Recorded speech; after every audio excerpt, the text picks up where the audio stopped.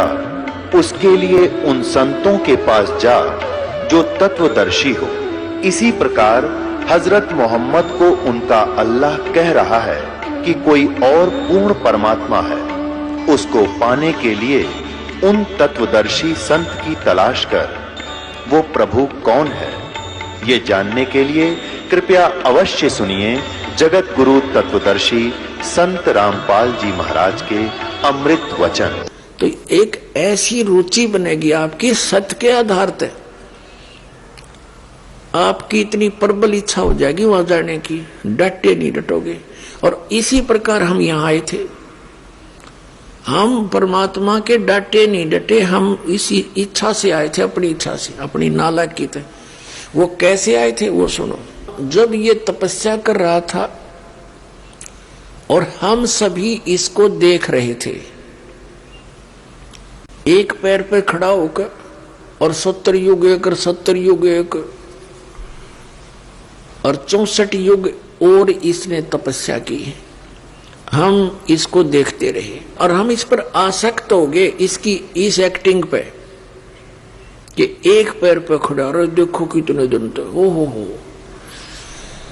और परमात्मा हमें बीच बीच में आकाशवाणी करके सतर्क करते रहे कि बच्चों तुम अपनी भक्ति करो, मस्त रहो,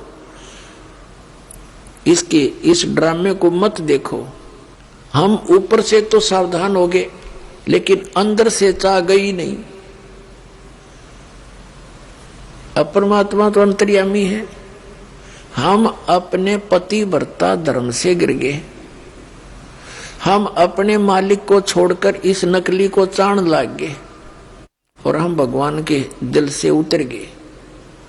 जितने हम यहाँ चीटी तो लेकर हाथी बना हुआ है, राजा से लेकर रंग तक जो इस पृथ्वी पर है या 21 ब्रह्मांड में ऊपर देव महादेव बने हुए सारे, परमात्मा कहते रहे हम ऊपर से सावधान हो गए, जैसे हम कुछ नहीं देखते लेकिन अंदर से कसक न्यो की न्यो बनेगी इसके साथ।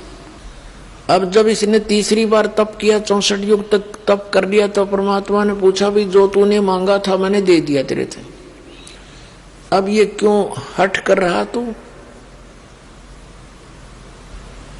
तब इसने कहा परमात्मा मुझे पिताजी कुछ आत्मा दे दो, मेरा अकेले का दिल नहीं लगेगा। तब परमेश्वर ने कहा कि देखो भाई ये आत्मा मेरा अंश है, मेरे से उत्पन्न है, मेरे वचन से सारी उत्पन्न हुई, मेरे बॉडी से निकली है। अब ये तो मेरी आत्मा भाई मैं नहीं दे सकता आपको, किसी कीमत पर नहीं से दे सकता, ना किसी जप से ना तप से, किसी सूरत से। अपने आत्माओं आप इस ज्ञान से परिचित होगे ना, आपको सारी समझ में आ जाएगी। ये दास एक बार सर्विस करता था इधर सिरसा साइड में, एक किराए पर रहा करता था एक सरदार जी के घर पे, और उनके एक पुत्र था कति पागल सा, लाड़ पड़े, ऐसे पतला पतला, सिर देखने में भी अच्छा ना लगे ऐसा था, लाल पड़े, माए टट्टी करे, माए पेशाब। और वह उसकी माँ जब वो रो पड़े ना, बोल तो सके नहीं था, कराया करती, वो जान जाती कि बीस भूखा है या प्यासा, भागी आती। और 12-13 साल का हो रहा तो वो रोता था ना, बाजी आती थी, आई मेरे लाल, आई मेरे लाल, और ले उसका मुंह पूंछती, सारी लाल और उससे प्यार करती, दूध पिलाती, रोटी खिलाती। तो पुण्यात्मा अब उस माँ से पूछकर देखो कितनी ममता होती है अपने बालक में। और हम उस परम पिता की संतान है, उसके अंदर से निकले। अब उस कबीर भगवान को आप कितने प्यारे हो और आप कितने दुख पा रहे हो, यहाँ पर आपके लिए भटक रहे हैं वो मालिक है। परमात्मा कहते हैं चारों युग में संत पुकारे, कूक कहा हम हेल रे, हीरे माणिक मोती बरसे ये जग चुगता ढेल रे। कबीर साहब कहते हैं मैं रोवत हूँ सृष्टि को या सृष्टि रोए मोहे, और गरीबदास इस वियोग को समझ नहीं सकता कोई। मैं इनके लिए रो रहा हूँ, भटक रहे हैं परमात्मा। 120 वर्ष यहाँ रहे, पल पल में बीच बीच में आते रहते हैं, अपना ज्ञान समझाते हैं, अच्छी आत्माओं को मिलते हैं, अपने गवाह बनाते हैं। तो वो उनको हम कितने प्यारे हैं ये सहज में अंदाजा लगाया जा सकता है। अगर ये भगवान अच्छा होता जहां हम रह रहे हैं, ये हालत करता हमारी, ये तो सौतेले भी ना करे जिसा जुल्म इसने हमारे साथ कर रखा है।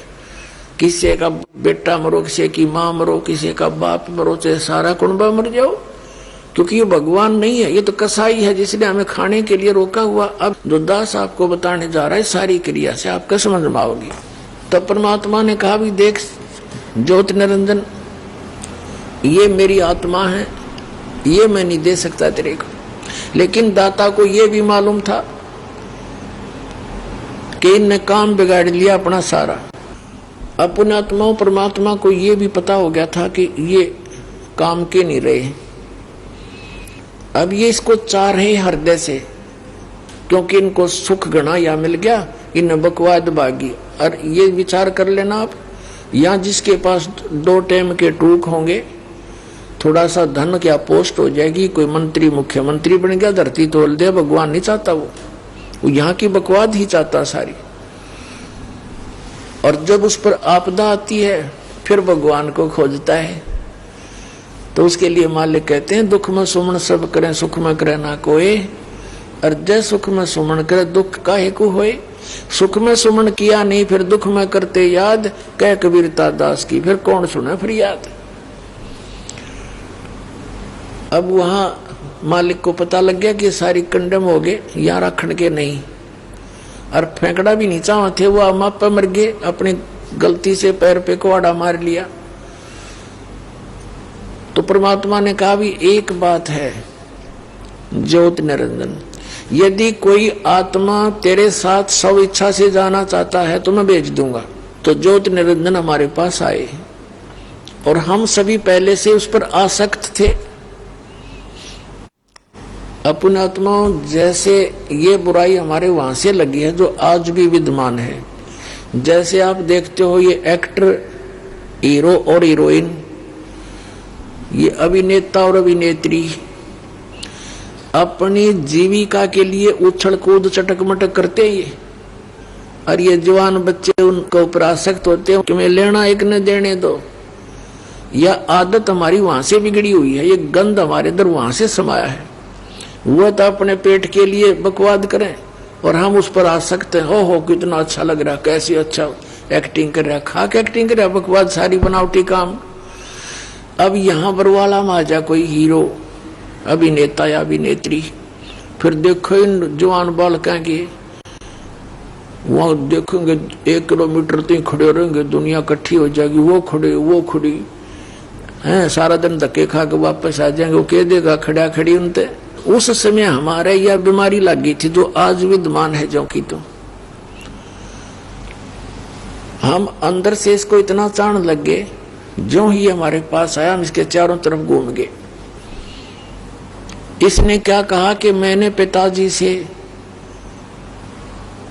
21 ब्रह्मांड प्राप्त किए हैं, क्या तुम मेरे साथ चलोगे।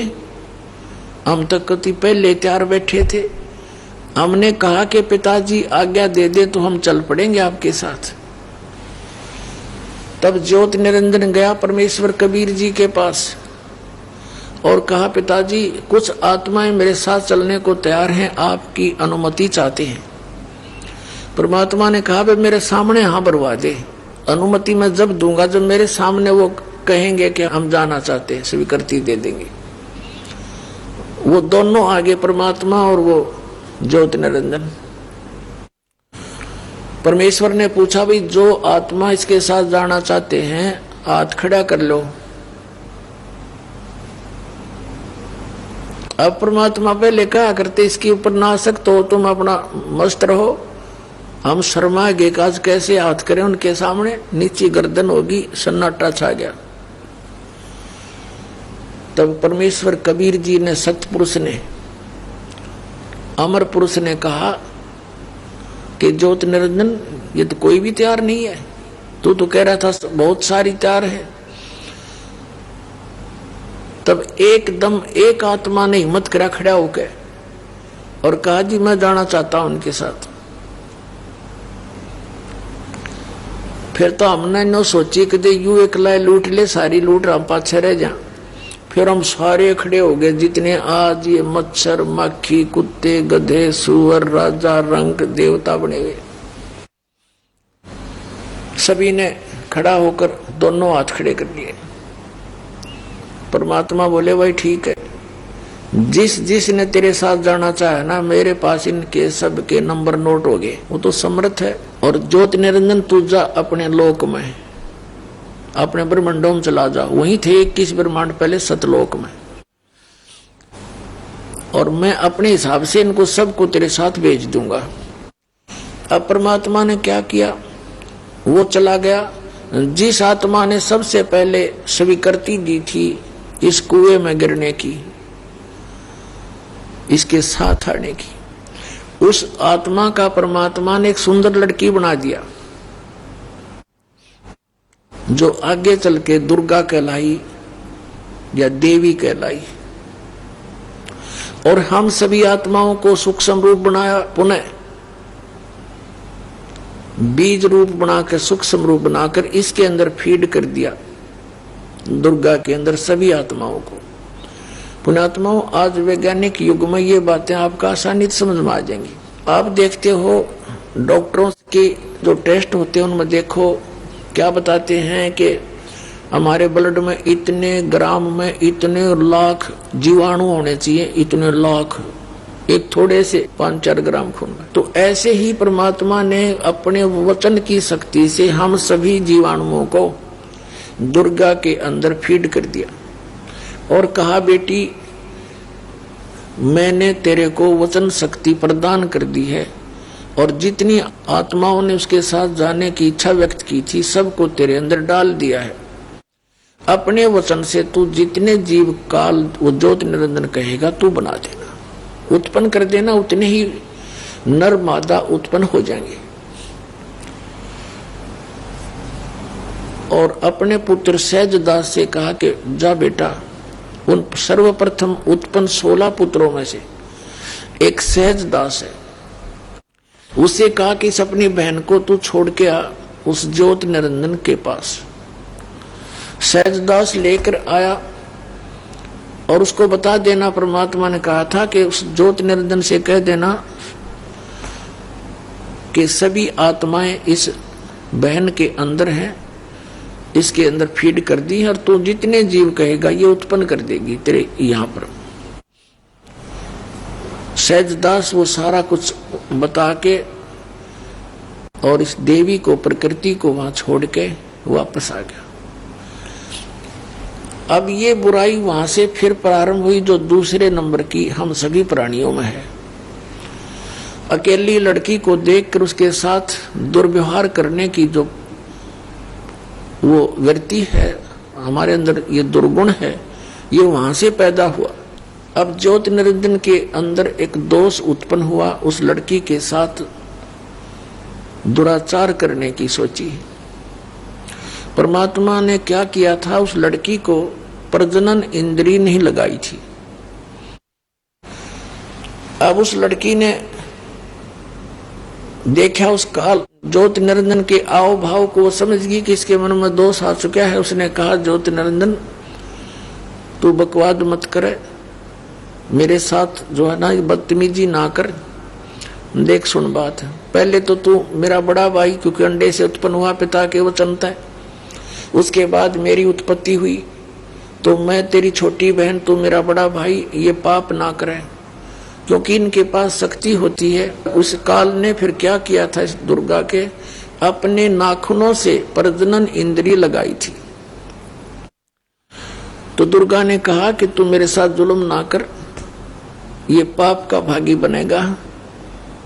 लेकिन वो इतना अंधा हो गया विषय वासना के अंदर, काम वासना के अंदर, कि उसने एक नहीं सुनी, ना आगा पीछा देखा, हद से ज्यादा बढ़ गया। तब उस लड़की ने कोई और विकल्प नहीं देखा अपनी इज्जत बचाने का, सूक्ष्म रूप बनाया, ज्योति निरंजन के पेट में समा गई अपनी इज्जत की रक्षा के लिए। वहां से पुकार किया कि पिताजी मेरी रक्षा करो, मेरे साथ ऐसे ऐसे इसने दुर्व्यवहार किया। तब परमात्मा ने कहा तुमने अपने पैर पर आपको आड़ा मार लिया। पहले तो तुम इस पर आसक्त हुए, ऐसे भरे पूरे थाल का ठोकर मारी तुमने, सारे सुख थे यहाँ पर, लेकिन अब क्या बने, अब तो तुम रिजेक्ट हो लिए यहाँ से।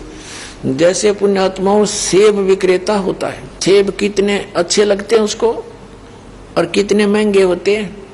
जो सेब खराब हो जाता है वो उसको तुरंत उठाकर बाहर नीचे फेंक देता है, उसने फिर सूर खाया करे, क्योंकि वो यदि उसको रखे महंगा भी है और अच्छा भी है, लेकिन वो 20 साल और खराब कर देगा, वो तो दूना टूटा करेगा उसके, तो तुरंत उठा कर उसको फेंक देता है बाहर मंडी में एक तरफ न।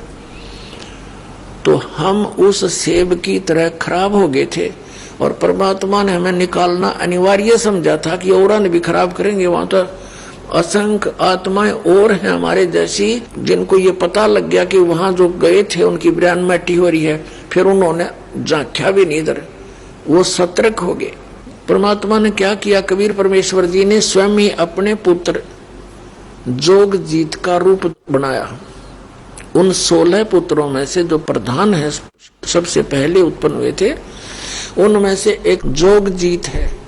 जोग जीत का रूप बना के और परमात्मा वहां प्रगट हो गए उसके 21 ब्रह्मांडों में जहां वो खड़ा था, और वहां जाकर कहा कि सुन ले वचन ज्योत निरंजन परम पिता का, तूने एक घोर अपराध कर दिया इस सच्चे लोक में, और इस लोक में ऐसे कर्म करने वाले को अब सुन ले क्या क्या दंड भोगना पड़ता है। देश निकाला तेरे को यहाँ से, 21 ब्रह्मांड लेकर चला जा यहाँ से, और दुर्गा के उसके पेट से बाहर निकाल दिया, उसका पेट चीर के और वचन से फिर बंद कर दिया ऑपरेशन की तरह, और बाहर खड़ी कर दी और कहा कि तुम चले जाओ दोनों यहाँ से, और आज से तेरा नाम काल होगा। ज्योत निरंजन, आज से तेरा नाम काल होगा। 1 लाख मानव शरीरधारी प्राणियों का तो नित आहार करेगा, 1.25 लाख डेली उत्पन्न कराया करेगा, और निकल जाओ तुम यहां से। इतना आदेश दिया था। 21 ब्रह्मांड विमान की तरह चल पड़े वहां से। जब ये उस सतलोक से 16 शंख कोस की दूरी पर, एक कोस लगभग 2.25-3 किलोमीटर का होता है, नील पदम शंख यानी 16 शंख कोस की दूरी पर आकर ये सब ब्रह्मांड चक्कर काटने लगे। अब ज्योत निरंजन ने कहा दुर्गा कि मेरे साथ जो होना था हो लिया, और उसने फिर बकवाद शुरू करी उस लड़की के साथ, प्रकृति देवी के साथ, दुर्गा के साथ।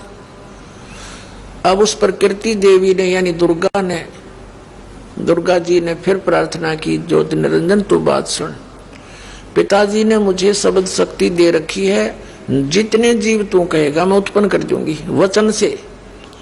तो ये पाप का काम ना प्रारंभ कर, ये मैथुन सृष्टि मत शुरू कर। बात सुन, देख पहले तो तू मेरा बड़ा भाई, मैं तेरी छोटी बहन, और अब मैं तेरे पेट से बाहर आ गई, तेरी बेटी होगी। कोई तो नाता रख ले, पर इस नालायक व्यक्ति ने कोई भी बात नहीं मानी, इस प्राणी ने, और वो जुल्म कर दिया इस लड़की के साथ, दुर्गा के साथ। जबरदस्ती इसके प्रजनन इंद्री लगाई अपने नख रेखा से, नाखूनों से चीर के, और फिर इसके साथ सृष्टि रचना क्रम करके 3 पुत्रों की उत्पत्ति की, जिनका नाम ब्रह्मा, विष्णु और महेश रखा गया।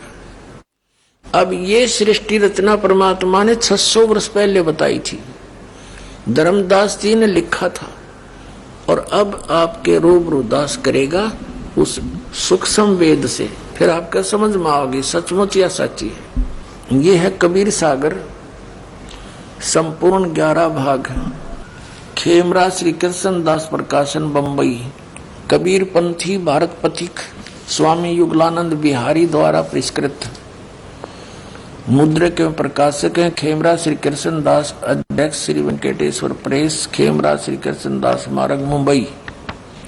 ये ज्ञान बोध और बोध सागर का ये खंड है, ज्ञान बोध अध्याय है, यहां देखिएगा 21 पृष्ठ है ये।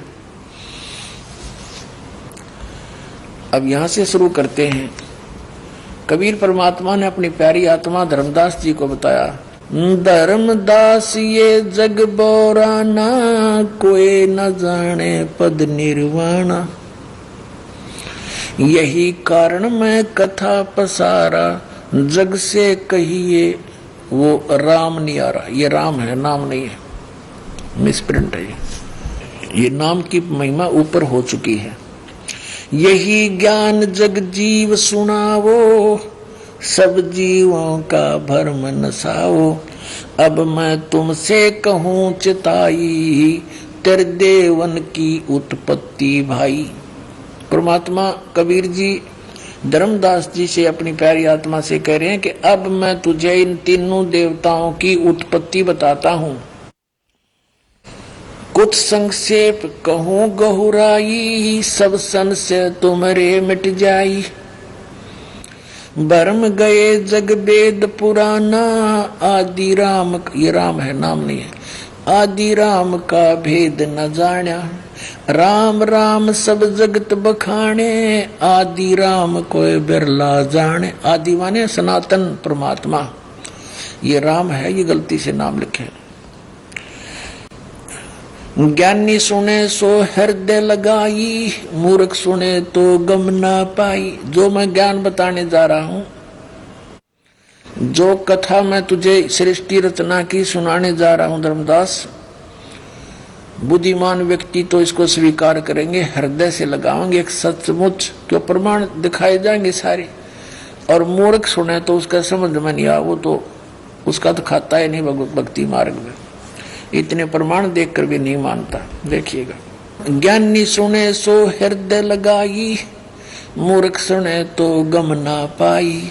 माँ अष्टंगी पिता निरंजन, ये जमदारुण वंशन अंजन। इनकी माता अष्टंगी है, पिता ये ज्योत निरंजन है, ब्रह्मा विष्णु महेश का। पहले कीन निरंजन राई, पीछे से माया उपजाई। पहले ज्योति निरंजन की उत्पत्ति की अंडे से, और पीछे से दुर्गा की उत्पत्ति की। माया रूप देख अति शोभा, देव निरंजन तन मन लोभा। कामदेव धर्मराय सताए, देवी को तुरंत दरखाए। पेट से देवी करी पुकारी, हे साहेब मोहे करो उभारी। टेर सुनी सतगुरता आए, अष्टंगी के बंद छुड़वाए। धर्मराय को हिकमत कीना, इस काल को धर्मराय भी बोला जाता है। धर्मराय को हिकमत कीना, नख रेखा से भग कर लीना। धर्मराय करे भोग विलासा, माया को रही सु तब आशा। ये दुर्गा प्रेग्नेंट होगी। 3 पुत्र अष्टंगी जाए, ब्रह्मा विष्णु शिव नाम धराए। इस दुर्गा ने 3 पुत्र उत्पन्न किए, उनके ब्रह्मा विष्णु शिव नाम रखे गए। 3 देव विस्तार चलावे, इनमें ये जग धोखा खाए। पुरुष गम कैसे कोई पावे, काल निरंजन जग भरमावे। 3 लोक अपने सुत दीना, सुन निरंजन बासालीना। अलख निरंजन सुन ठिकाना, ब्रह्मा विष्णु शिव भेद नहीं जाना। अब ब्रह्मा विष्णु महेश को भी अपने पिता का पता नहीं, वो कैसा है, कहाँ रहता है। ये ऐसे कपट करके सबको धोखे में रखे हुए। जब ये तीनों पुत्र उत्पन्न हो गए, इसने प्रतिज्ञा कर ली दुर्गा से कि मैं कभी किसी के सामने नहीं आऊंगा, किसी भी क्रिया से, किसी भी मंत्र से, किसी भी जप से मेरे कोई दर्शन नहीं कर सकेगा। और तू मेरा भेद गुप्त रखेगी, बतावेगी नहीं तो तेरी खैर नहीं है। यह इस डर बहुत है, क्योंकि इसके अधीन हो गया, अपने पैर पर कुआड़ा मार लिया हमने, तो ये गुप्त रखती है। इसने कभी किसी को सच्चाई नहीं बताई, उसके डरते। अब वो सामने क्यों नहीं आता, क्योंकि उसके अंदर ये सबसे बड़ा दोष है कि हमें खाता है वो, इसके कारण उसने अपने को गुप्त रखने की प्रतिज्ञा कर रखी है। अपने आत्मा, अभी आप ये समझो पहली कक्षा के बच्चे हो, जो पहली बार आए हैं सत्संग सुनने के लिए, तो ये समझ लो आप कह वाली भाषा समझ रहे हो, और इससे फिर आगे सारा ज्ञान समझ में आ जाएगा। इसने अपने पुत्रों को भी अपनी जानकारी नहीं दे रखी, और ये इस वेदों अनुसार, क्योंकि वेदों में इस ब्रह्म तक की साधना की जानकारी है, ओम नाम का जाप है। और हठ योग इन्होंने अपने इस काल ने अलग से एक आकाशवाणी करी थी, अभी बताएंगे, पूरा डिटेल देंगे थोड़ी। तो हठ योग किसी वेद और गीता में या परमात्मा की वाणी में नहीं है। ये 2.5 घंटे सुबह 2.5 घंटे शाम, ये बकवाद है, मनमुखी साधना है, किसी सदग्रंथ में नहीं, ना किसी महापुरुष ने ऐसा किया। तो ये हठ योग कर करके इन्होंने अपनी तरफ से और एक जोड़ लिया इसमें हठ योग करने का, तो वो भी नहीं करना हमने केवल वो साधना जो सत्य है वही करनी। तो इन्होंने हठ योग कर करके समाधिस्थ होकर काफी वर्षों तक बैठे रहे, पर वो दिखता नहीं। तो सभी ने मान लिया कि परमात्मा निराकार है, अपने अनुभव कथ दिया, जबकि वेद साकार बताएं, आंखों देखा वो संत परमात्मा को साकार बताएं। तो वेदों को भी समझा नहीं, अपना अनुभव जो इन्होंने जो साधना करी उससे जो उपलब्धि हुई उसके आधार से सब जगह ये ज्ञान प्रचार कर दिया, जो वेदों और गीता के विपरीत है। अब क्या बताया, 3 पुत्र अष्टंगी जाए उत्पन्न किए, ब्रह्मा विष्णु शिव नाम धराए, 3 देव विस्तार चलावे, इनमें यो जग धोखा खावे। अब ये तीनों देवता ब्रह्मा विष्णु महेश, जैसे ब्रह्मा रजोगुण प्रधान है और उसके प्रेशर से, उसके प्रभाव से हम सभी संतान उत्पत्ति करते हैं, और विष्णु जी के अंदर सतोगुण है, सतोगुण का प्रभाव से हम सभी यहाँ सथित एक दूसरे में मोह ममता में फंसे बैठे हैं। और तीसरा पुत्र तमोगुण है शंकर, वो हमें मारकर अपने पिता के पास, उसने मारना है, फिर अपना ऑटोमेटिक सिस्टम है, आप चला जाता है जीव वहां पर, ऐसी उसने व्यवस्था कर रखी है। तो ऐसे वो संहार करता है। ब्रह्मा जी से हमारी सबकी उत्पत्ति होती है, उसके प्रभाव से, विष्णु जी के प्रभाव से हम जैसे यहाँ सतीत है। जैसे किसी ने गुटी ला ली, शराब पी ली, तो उसके बस की बात नहीं होती, रेत में पड़ा है, चाहे गारा में पड़ा है, और चाहे धूप में बाहर पड़ा हो, तो मौज मान रहा उसने। तो हमारा ये इंजेक्शन ला रखे इन तीनों गुणों ने, हमें पता नहीं हम यहाँ कितने दुख पा रहे हैं। तो परमात्मा के एंटीबायोटिक ज्ञान आप सुनोगे ना, या उतर जाएगी काल की बांग सारी, और फिर समझ में आओगे हम तो गलत स्थान पड़े, यहाँ कोई जीवन है। 3 देव विस्तार चलावे, इनमें ये जग धोखा खावे। इन 3 देवता ब्रह्मा विष्णु महेश इसके सारे डमडमें चला रहे हैं, और ये बूढ़ी आत्मा इनको भगवान मान के इनम धोखा खा रहे हैं। पुरुष यानी परमात्मा का जानकारी कैसे पावे, यो काल निरंजन जग भरमावे। 3 लोक अपने सुत दीना, और सुन निरंजन वासा लीना। अब 3 लोक अपने पुत्रों को देकर, यहाँ के मृत लोक, पाताल लोक और स्वर्ग लोक, इन 3 लोक के प्राणियों के ऊपर ये तीनों देवता ब्रह्मा विष्णु महेश एक एक विभागीय मंत्री की तरह हैं। रजोगुण विभाग के ब्रह्मा जी, सतोगुण विभाग के विष्णु जी, तमोगुण विभाग के शंकर जी, ये हमारे ऊपर प्रभु है यहाँ के। और ये इस काल की व्यवस्था कर रहे हैं, 1 लाख डेली मार के और ऊपर भेज देते हैं, और 1.25 लाख उत्पन्न हो रहे हैं, ऑटोमेटिक सिस्टम बना रखे हैं। और ये खाता कैसे है, जैसे शरीर तो यहाँ रह जाता, बॉडी स्थूल, इस सारे जीवन में आप देख लो कहाँ से धर्म स्टार्ट होता है। जैसे ईसाई बने, मुसलमान बने, पहले हिंदू थे, फिर ईसाई हुए, फिर मुसलमान हुए, फिर सिख हो गए। अब कहाँ से शुरू होते हैं, जब स्टार्ट होती है इनमें कोई विकार नहीं होता। अरे देखो, कोई हिंदू बच रहा नहीं, मां शराबत है, कोई सिख बच रहा नहीं, ईसाई बच रहा नहीं, और मुसलमान मांस खाओ कापाड़। तो ये विकार क्यों लगाए हमारे, ये काल प्रत्येक मानव से विकार कराता है अधिक से अधिक, और उनके कारण फिर सूक्ष्म शरीर में उनका समावेश हो जाता है। जो भी हम ये अड़ंगा खाते हैं और ये चटपटी बकवाद खाते हैं, शराब पीते हैं, मांस खाते हैं, चटपटे आहार करते हैं, इनका अंश उस सूक्ष्म शरीर में लिप्त हो जाता है। और उसको फिर तपस्या पे भून के 1 लाख में से जो गंध निकलता है, जीव मरता नहीं, उस गंध को फिर ये काल खाता है। इसलिए हमें ये विकार पहले तैयार करवाता है। अब देखो बुराई तो कितनी जल्दी ग्रहण होती है, और अब इसको छुड़वाना में हमें कितनी मेहनत करनी पड़ती है। तो ग्रहण करने के लिए मन प्रत्येक में विद्वान कर दिया काल ने अपना एजेंट, और ये सारे उल्टे काम चावे और बड़ा खुश रहता है। तो परमात्मा के मार्ग में इन विकारों से हमें हटना पड़ेगा, तब हम इस मार्ग पर चल सकेंगे। अब क्या लिखा है, अलख निरंजन सुन ठिकाना, ब्रह्मा विष्णु शिव भेद न जाना, 3 देव सो उसको ध्यावे, निरंजन का वो पार न पावे। अलख निरंजन बड़ा बटपारा, 3 लोक जीव कीन आहारा, 3 लोक के जीवों को खा रहा है वो। ब्रह्मा विष्णु शिव नहीं बचाए, सकल खाए पुन धूर उड़ाए।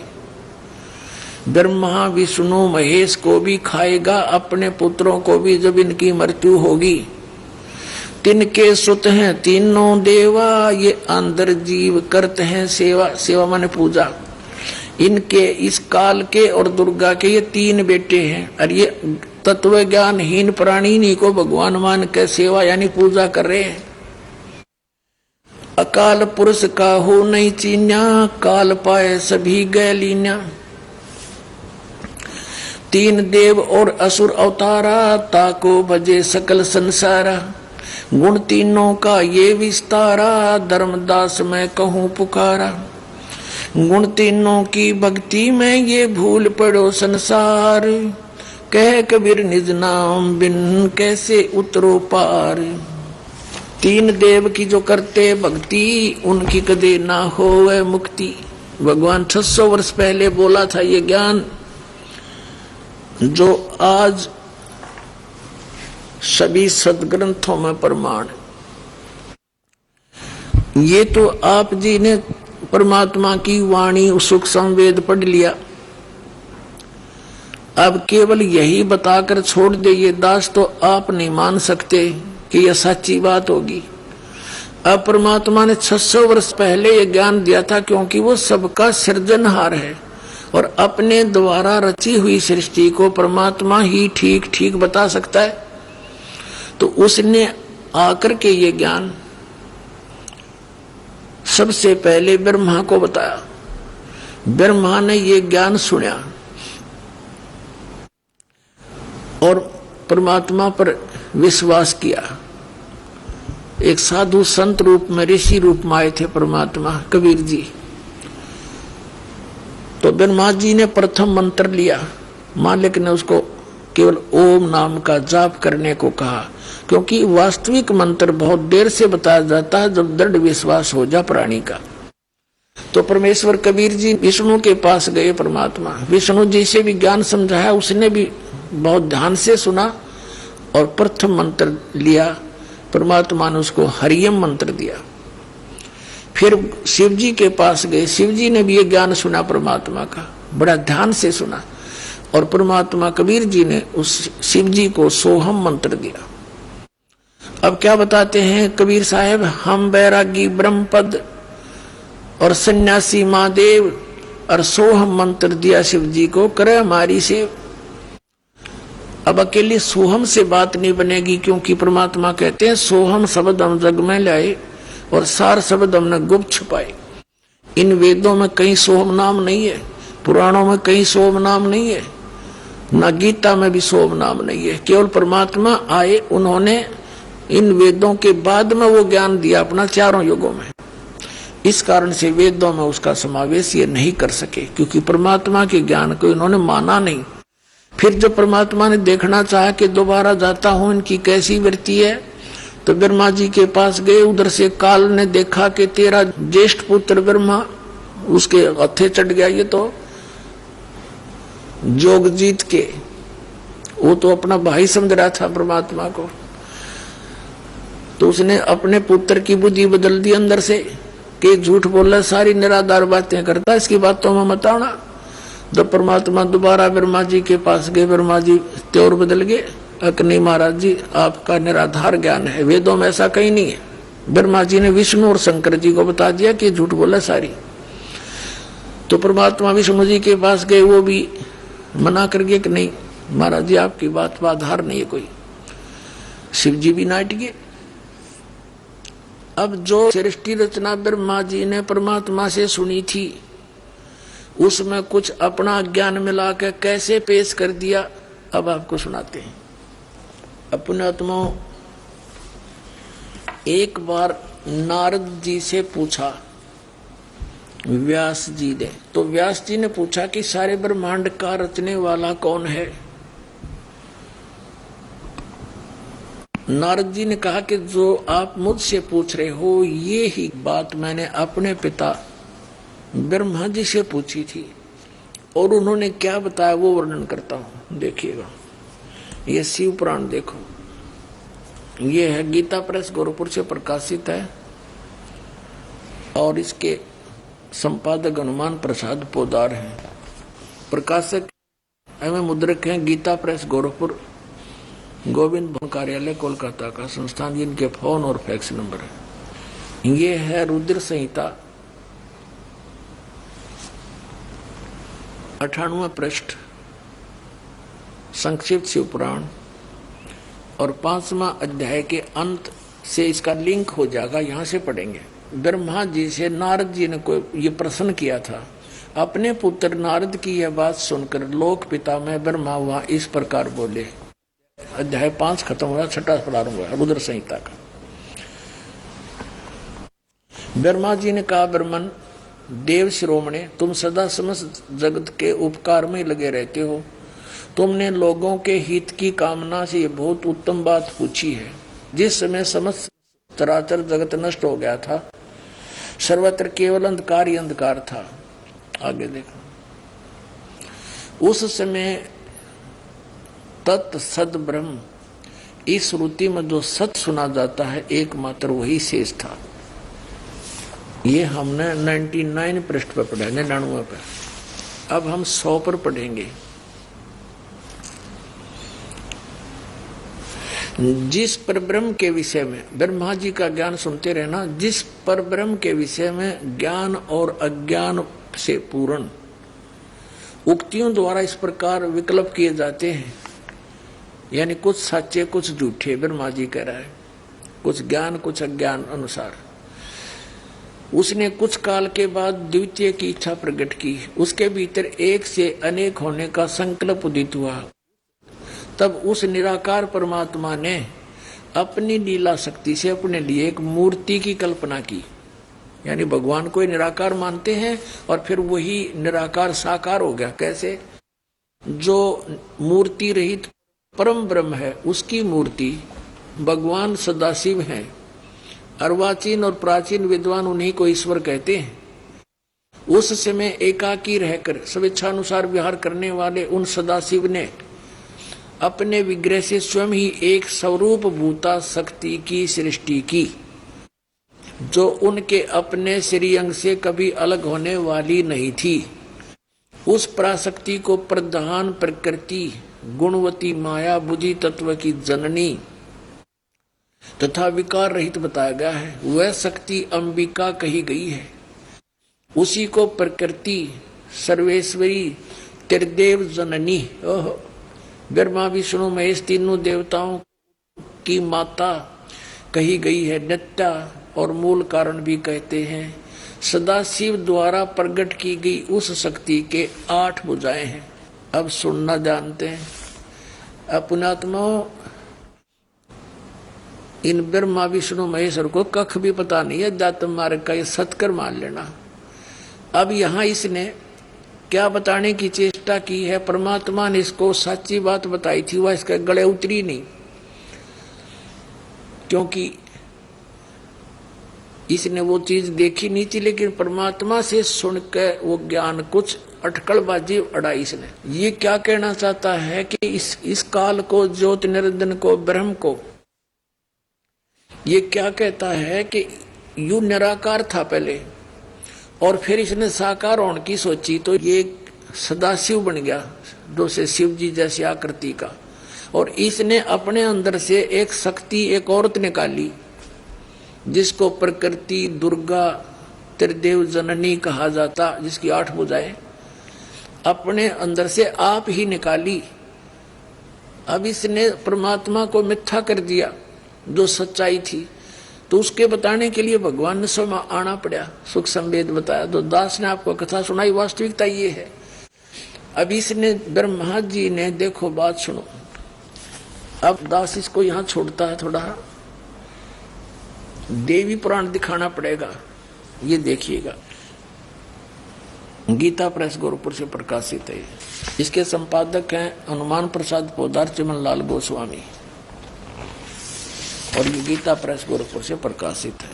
ये 3रा स्कंद प्रारंभ होता है, प्रथम अध्याय 3रा स्कंद स्टार्ट होता है यहां से। जन्मेजय ने पूछा, भगवान आपने अंबा यज्ञ अर्थात परम पवित्र नवरात्र व्रत उसके द्वारा देवी की आराधना करने की आज्ञा दी है, तो वे कौन देवी हैं, कैसे और कब प्रकट हुई, उनके पधारने का उद्देश्य क्या है, तथा वे किन गुणों से विभूषित हैं। आप सर्वज्ञान संपन्न हैं ब्रह्मन, साथ ही विस्तार पूर्वक ब्रह्मांड की उत्पत्ति भी कहिए। विधिवत सब वर्णन करने की कृपा कीजिए। ब्रह्मन यानी वेद व्यास जी से जन्मेजय पूछ रहा है, ब्रह्मांड की उत्पत्ति कहिए, क्योंकि भूदेव ब्रह्मांड के विषय में जो कुछ कहा जाता है वह जैसा जो है, ये सब बातें आप जानते हो। मैंने सुना है कि ब्रह्मा विष्णु रुद्र ये 3 सगुण देवता हैं, और कर्म से सृष्टि पालन और संहार के कार्य का उत्तरदायित्व इन पर रहता है। पाराशर नंदन व्यास जी, अब मैं इनके विषय में विस्तार पूर्वक सुनना चाहता हूँ, आप बतलाने की कृपा करें। अब व्यास जी कहते हैं कि राजन, तुम्हारी बुद्धि बहुत बड़ी विशाल है। अभी तुमने जो कुछ पूछा, ब्रह्मा आदि की उत्पत्ति, ब्रह्मा विष्णु महेश की उत्पत्ति कैसे हुई। ब्रह्मा आदि माने ब्रह्मा विष्णु महेश की, क्योंकि यही पूछा है इसने कि इनकी कैसे उत्पत्ति हुई। ब्रह्मा विष्णु महेश ये तीनों गुण है, ऐसे इसको ब्रह्मादि कहते हैं। ये जहां ब्रह्मादि लिखा हो तो ब्रह्मा विष्णु महेश की उत्पत्ति कैसे हुई, ये समझना चाहिए। सो महान कठिन विषय है, उसमें अनेक प्रश्न उठते हैं। यही प्रश्न पूर्व समय में मैंने नारद जी से कहा था। मैंने कहा, मुने आप बुद्धिमान हैं, मुझे यह बताने की कृपा कीजिए कि इस विस्तृत ब्रह्मांड के प्रधान कर्ता कौन है। मुनिवर, यह ब्रह्मांड कहाँ से उत्पन्न हो गया। द्विजवर, साथ यह भी बताइए कि ब्रह्मांड विनाशशील है अथवा सदा रहने वाला। इसकी रचना 114 पृष्ठ पर आ गए। इसकी रचना करने वाला कोई एक है अथवा बहुत से इसके रचयिता हैं। कर्ता के अभाव से कार्य का होना असंभव है, यह प्रश्न मेरे मन में उठा करता है। कुछ लोग भगवान शंकर को परम कारण मानकर जगत का रचयिता बतलाते हैं। वे कहते हैं कि देवाधिदेव भगवान शंकर अविनाशी पुरुष है, उनका कभी जन्म और मरण नहीं होता, वे आत्मा मरण करने वाले, ऐसे ऐसे। आइए अब हम उन श्रद्धालुओं के अनुभव जानते हैं जो जगत गुरु तत्वदर्शी संत रामपाल जी महाराज जी से दीक्षा प्राप्त कर चुके हैं तथा उनके द्वारा बताए गए भक्ति मार्ग पर चल रहे हैं। सर नमस्कार। हाँ बोलिए सर। क्या नाम है जी आपका? मेरा वर्तमान जो नाम है राजेश मदनलाल भावसार, और इसके पहले मुझे रस सिद्ध योगीराज राजेश अद्वैत इस नाम से लोग जानते थे। सर आपकी क्या कहानी है? आज आप कैमरे के सामने आए हैं अपनी कहानी को लेकर के। बड़े बड़े साइंटिस्ट आपसे मिल चुके हैं, बड़े बड़े सिद्ध लोग आपसे मिल चुके हैं, लाखों की तादाद में अभी भी जो आज के जो साधु संत जिनको लोग मानते हैं, आज के जो साधु संत हैं वो आपसे मुखातिब होने के लिए, मिलने के लिए आतुर रहते हैं। सर आपकी क्या कहानी है, क्या बताना चाहेंगे आप? मैं लोगों को ये बताना चाहता हूँ, मेरे पास जो कई प्रकार की सिद्धियां थी, इससे पहले मैंने एक किताब लिखी है, देह सिद्धि, स्वर्ण सिद्धि और रस सिद्धि नाम की किताब लिखी है मैंने। क्या सर आप इसको कैमरे में दिखा सकते हैं? ये मेरी किताब है, देह सिद्धि, स्वर्ण सिद्धि और रस सिद्धि नाम की जो किताब है, इसको मैंने लिखी है, और ये मेरा आखिरी में ये फोटो भी है। इसको ये जगत विख्यात रस सिद्ध योगीराज राजेश अद्वैत, ये नाम से लोग मुझे पहचानते थे। इसके आप ये फोटो देख सकते हैं। इसके पहले मेरी किस प्रकार की दाढ़ी थी। लोग मुझे मेरे चरण स्पर्श करके, ये पंडित लोग मेरे से आज जो लेके जाते थे वो मैं रहस्य आपके सामने खोल रहा हूं। आप एक देख सकते हैं कि ये जो मेरे हाथ में जो चीज है ये संसार की अत्यंत दुर्लभ वस्तु मानी जाती थी। इसको शास्त्रों में और पुराणों में कहा है कि मृदुहा कोटि गुणम फल प्राप्तित स्वर्णलिंगा, स्वर्णात् कोटि गुणम फल प्राप्तित बाणलिंगा, बाणात् कोटि गुणम फल प्राप्तित नर्मदेश्वर लिंगा और नर्मदेश्वरात् कोटि गुणम फल प्राप्तित पारदेश्वर लिंगा। इसके आगे ये भी कहा है कि रसात् परतरम लिंग न भूतो न भविष्यति। इसका तात्पर्य ये कि सारा संसार आज जो शिवलिंग की पूजा कर रहा है, जिसको ये बताया जाता है कि मिट्टी से जो बना शिवलिंग होता है उससे करोड़ों गुना पुण्य फल प्राप्ति सोने के शिवलिंग के पूजन से प्राप्त होती है। इस श्लोक का अर्थ बता रहा हूं मैं आपको।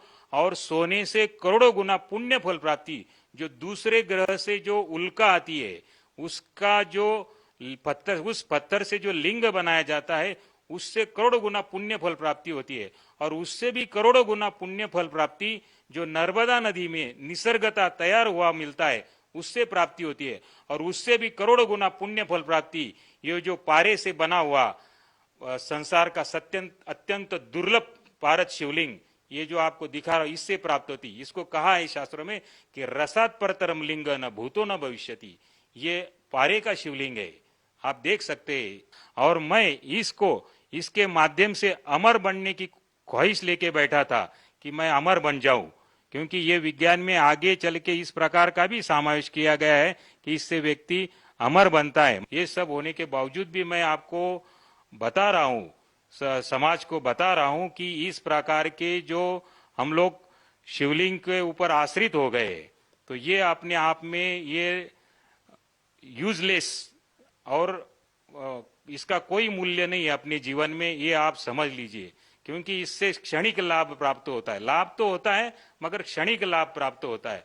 और इसकी जितने ये स्वामी है उतने मनुष्य की एक श्वास की कीमत संत रामपाल जी महाराज ने बताई है कि मानुष जन्म दुर्लभ है, ये मिले न बारंबार, जैसे तरुवर से पत्ता टूट गिरे बहुर न लगता डार। जब ये अपनी कीमत मुझे समझ में आ गई तो मैंने इस यूजलेस इन सब चीजों को मैंने छोड़ दिया। सर, मुझे परमात्मा चाहिए था और इन सब चीजों से परमात्मा प्राप्त नहीं हो सकता है, ये मेरे ध्यान में बात आ गई। और जब मैंने ये संत रामपाल जी महाराज का ज्ञान बारकाई से अध्ययन किया, क्योंकि इसके पहले मैं तो सारा कुछ पढ़ चुका था, आयुर्वेद, कर्मकांड, ज्योतिष, मीमांसा, परा विज्ञान, पारद विज्ञान, कई प्रकार की सिद्धियों को कर चुका था। ये सब करने के बावजूद मुझे ये तो ज्ञान हो गया था कि संत कौन है, क्योंकि शास्त्रों में एक वाक्य लिखा है कि गुरु बिन वेद पढ़े जो प्राणी, समझे ना सार रहे अज्ञानी। अगर ये लाइन किसी पे सूट होती है तो केवल वो संत रामपाल जी महाराज है, और इनसे बड़ा कोई गुरु नहीं है। क्योंकि मैंने सत्संगों में इनकी जो टीवी के ऊपर जो बात देखी, इनमें जो दमखम है वो किसी गुरु में नहीं है। सर, हम आपसे ये प्रश्न भी नहीं पूछ सकते कि संत रामपाल जी महाराज जी से नाम दीक्षा लेने के बाद आपको लाभ क्या मिले, क्योंकि जिन लाभों को लेकर के हम धर्मगुरुओं के पास जाते हैं, कहने का मतलब है कि धन प्राप्ति के लिए, तो आप लोहे को सोना बना सकते हैं, सोने को लोहा बना सकते हैं, यहाँ तक कि आप सोने को भस्म कर सकते हैं। इतनी सारी चीजें आपके पास है, इतनी सारी विद्याओं को आप जानते हैं, तो हम ये तो नहीं कह सकते कि किसी लोभ में या धन प्राप्ति के लिए आप संत रामपाल जी महाराज जी से जुड़े हैं। तो सर, आप संत रामपाल जी महाराज जी से जुड़े क्यों हैं? क्योंकि धन की कोई कमी आपके पास नहीं, क्योंकि आपके पास विद्या एक ऐसी है कि लाखों की तादाद में आज भी धर्मगुरु आपसे मिलने के लिए आतुर हैं कि आप उनको ये सिद्धि सिखा दें, वो भी इस सिद्धि के द्वारा धन प्राप्ति कर सकें। तो सर, फिर आप क्या कहना चाहेंगे, संत रामपाल जी महाराज जी से जुड़ने के पीछे का क्या कारण है? संत रामपाल जी महाराज का जब मैंने बारकाई से अध्ययन किया तो ये पूरे शास्त्रों के अनुसार सब चीज बताते हैं, जो हमें पहले समझ में नहीं आती थी। क्यों इन्होंने वो बारकाई से सब बताया है कि गीता अध्याय 7 उसमें 12 से 15 में बताया उन्होंने कि रजोगुण ब्रह्मा जी, सतुगुण विष्णु जी, तमोगुण शिव जी, इनसे मिलने वाले क्षणिक लाभ के ऊपर जो मनुष्य प्राणी इन पे आश्रित है वो मूढ़ है, वो मूर्ख है, वो मनुष्यों में नीच है और वो राक्षस तत्व का जान। इस प्रकार की जो इस गालियां ही समझो, ये मेरे को अपने आप में बहुत लग गई। और जिसको ये लग जाती है तो वो अपने आप में ये बदल जाता है। तो ये सचमुच मैंने ये सब देखा और मुझे सच में दिखाई दिया कि हम भी पूजन किसका करते हैं, एक योनि और लिंग का। ये कोई बात है? तो ये यूजलेस और बकवास मानी जाती है ये। सर, हम वर्तमान की स्थितियों को देखते हैं तो लाखों की तादाद में लोग कावड़ को लेकर आते हैं और करोड़ों की तादाद में शिव भक्ति की जाती है, भारत देश में ही नहीं पूरे वर्ल्ड में। और वो लोग जब कावड़ लेकर आते हैं, गंगा जल लेकर आते हैं और शिवलिंग पर चढ़ाते हैं, लेकिन आप ये कह रहे हैं कि एक ऐसी पवित्र वस्तु से आपने शिव के वीर्य से एक ऐसी वस्तु का निर्माण किया जिसको आपने बताया कि रावण क्रिया योग में उसको सबसे श्रेष्ठ माना गया है, और आप उसको भी ये कह रहे हैं कि ये यूजलेस है। तो आप उन शिव भक्तों को क्या संदेश देना चाहेंगे इसके बारे में? मैं शिव भक्तों को ये बता रहा हूँ कि इसमें ये भी कहा है, लिंग सहस्र यत् फलम सम्य गर्जनात् तत्फलम कोटि गुणितम रस लिंगार्चनात् भवेत् ब्रह्म हत्या सहस्राणी च गो हत्या शतानी च तत्क्षण द्विलयांति रस लिंगस्य समर्पित। मतलब इससे महान शिवलिंग पूरे संसार में नहीं कोना। ये आगे तो ये बताया इसका पुण्य लाभ होता है, इससे श्रेष्ठ माना जाता है। और ये शिवलिंग प्राप्त करके, ये विद्या मैं प्राप्त करके भी मैं आप लोगों को बता रहा हूँ कि ये जो ज्ञान है इससे ज्यादा मनुष्य की एक श्वास की कीमत है। कि कहता हूँ कहीं जात हूँ, कहूँ बजाकर ढोल, श्वास जो खाली जात है ये 3 लोक का मोल। और ये ब्रह्मा विष्णु महेश भी ये 3 लोक के अधिपति है, स्वर्ग पृथ्वी और पाताल के अधिपति है। आप समझो आप किस चीज की पूजन कर रहे। हे मानव जगत, आप जागो कि ये संत रामपाल जी महाराज जो दिखने में सामान्य से दिखते, ये कोई साधारण व्यक्तित्व नहीं है, ये आए हुए परमात्मा ही है। आप इनको परखो, इनके ज्ञान को समझो। और ऐसी किसी में हिम्मत नहीं है कि जो कहते त्रिदेव की भक्ति उनकी कभी ना हो मुक्ति। ये बताने वाले संत रामपाल जी महाराज ही है। सर, एक समय था जब आप घर से निकले तो आपकी इच्छा ये थी कि किसी भी तरह से अमर हुआ जाए, कि एक ऐसी विद्या प्राप्त की जाए, एक ऐसी भक्ति प्राप्त की जाए जिससे मैं अमर हो जाऊं, कभी भी ना मरूं। लेकिन आपके साथ समस्या ये आ जाती है कि आपको डायबिटीज हो जाती है और आपको बहुत सारे परहेज करने पड़ते हैं, कि आपको वो खाना भी नहीं खाया जाता जो आप खाना चाहते हैं। तो हम आपसे ये जानना चाहेंगे कि एक ऐसे इतने बड़े सिद्ध पुरुष की वो अपनी बीमारी अपनी क्रियाओं से तो ठीक नहीं कर पा रहा था, क्या संत रामपाल जी महाराज जी की शरण में जाने के बाद वो समस्या आपकी ठीक हुई? हाँ जी, जैसे ही मैंने संत रामपाल जी महाराज जी से दीक्षा ली तो मुझे अपने आप में समझ में आया कि मेरे शरीर में कोई परिवर्तन हो रहा है। और इस प्रकार का परिवर्तन हुआ तो धीरे धीरे ये सब चीज, मैं पहले मलाई खाता नहीं था और चावल नहीं खाता था और दूध भी पीने से मुझे डर लगता था। तो ये जैसे ही मैंने दीक्षा ली तो मेरे अंदर एक प्रचंड परिवर्तन होते गया और आज मैं सभी तरह की चीजें खा सकता हूँ, पी सकता हूँ। और यही मेरे लिए बहुत ही आनंद की बात है कि मेरा स्वास्थ्य लाभ हो गया, मैं सुदृढ़ हूँ और किसी प्रकार की आज बीमारी नहीं है मुझे, क्योंकि तन का सुख ये सबसे बड़ा सुख है। तो ये चीज का भी ज्ञान संत रामपाल जी महाराज ने ही बताया है। तन दर सुखिया कोई न देखा, जो देखा सो दुखिया हो। तो ये बात सत्य लागू पड़ती है कि समाज को ये ज्ञान न होने के वजह से वो इन चीजों के पीछे दौड़ रहा है।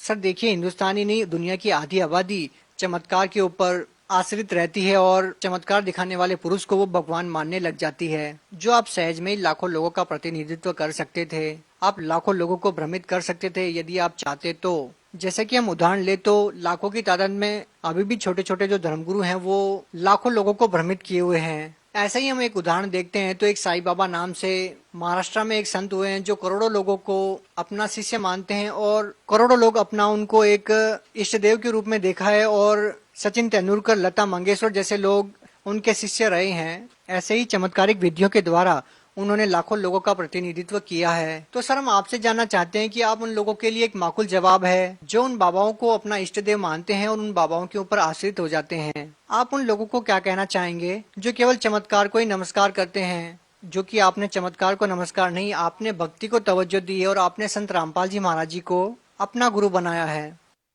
सर, संत रामपाल जी महाराज में जो बात है वो आज तक किसी धर्मगुरु ने ये बात दिखाई नहीं, क्योंकि उन्होंने जो भी बात बताई है पूरा भगवत गीता के अनुसार, वेद शास्त्रों के अनुसार, उसमें उन्होंने ये बताया कि कबीर देव ये भगवान है, ये सोम प्रभु है, अमर परमात्मा है। और जब ये बात भी मुझे लग गई क्योंकि ब्रह्मा विष्णु महेश तो नाशवान है और ये अमर परमात्मा तो ये है। तो जब से मैंने ये बात सुनी, क्योंकि मेरे अंदर वो जिज्ञासा ही थी कि अमर बनने की जिज्ञासा, तो ये जिज्ञासा से लेकर मैं उन बातों की खोज करता गया।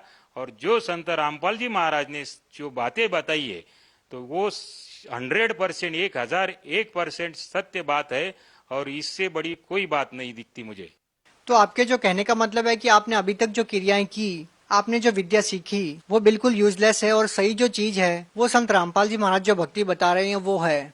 हाँ जी, बिल्कुल ये ऐसा ही है, क्योंकि संत रामपाल जी महाराज ने जो जो बातें बताई है आज तक संसार में किसी गुरु ने नहीं बताई है।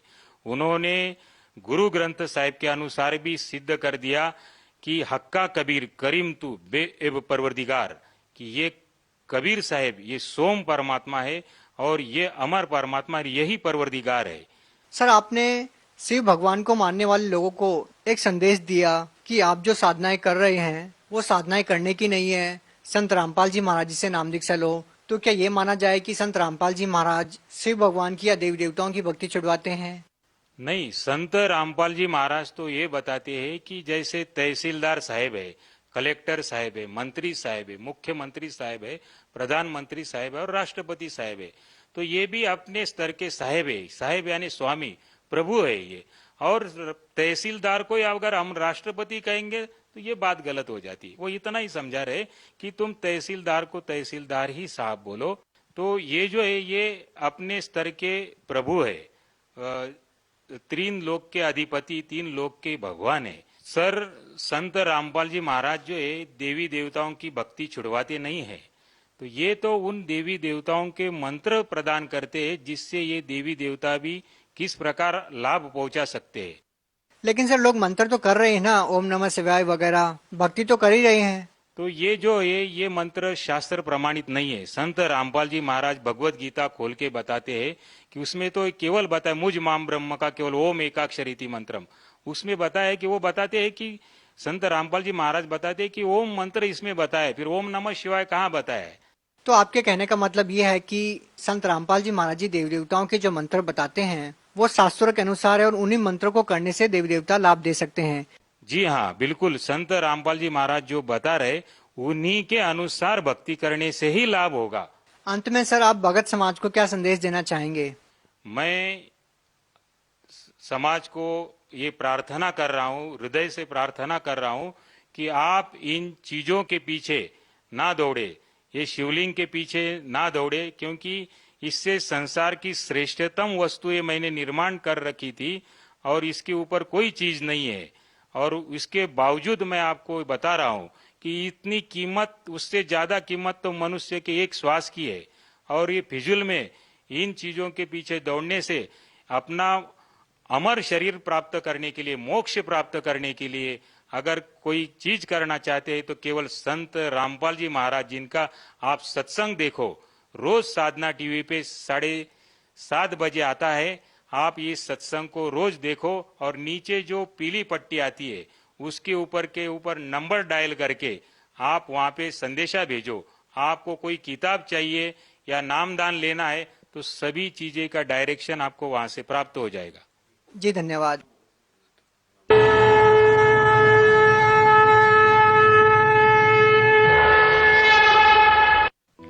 आप सुन रहे थे जगत गुरु तत्वदर्शी संत रामपाल जी महाराज के मंगल प्रवचन।